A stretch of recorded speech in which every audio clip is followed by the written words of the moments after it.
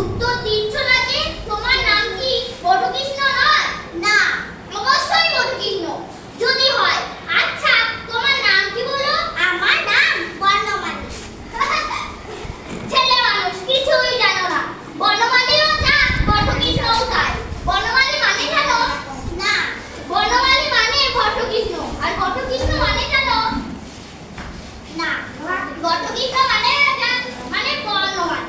আচ্ছা বাবা, তোমাকে কখনো আদর করে ডাকে না বটকৃষ্ণ? না, আমার বাবা আমাকে বলে বটকৃষ্ণ, মধুর বাবা মধুকে বলে বটকৃষ্ণ। তোমার বাবা তোমাকে কিছুই বলে না? বাবা আমাকে বলে বুবু। আচ্ছা বুবু বাবু, তো আমার ডান হাত কোনটা বলো দেখি? এই যে। আচ্ছা তোমার বাঁ হাত কোনটা বলো দেখি? এই যে।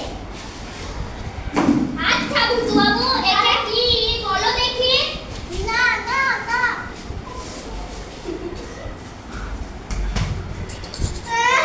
এটা হলো সন্দেশ, এটা খেতে হয়।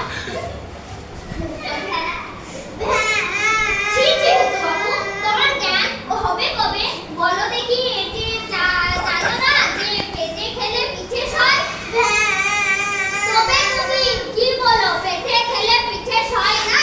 এই দেখো, না কেন? পেটে খেলে পিঠে সয়, সয় না। না না না, তা হবে তোমার, তা হবে সয় না। দেখছি যার যেমন ধাত তবে থা। তবে আজ কাজ নেই। তবে আজ এই স্থির হলো, কারো বা পেটে সমস্ত সয়, কারো বা পেটে কিছুই সয় না, যেমন আমি আর তুমি। গুরু কাঁদছিস কেন? বাবা বলছে, বাবা জিজ্ঞেস করছে, কথার উত্তর দাও।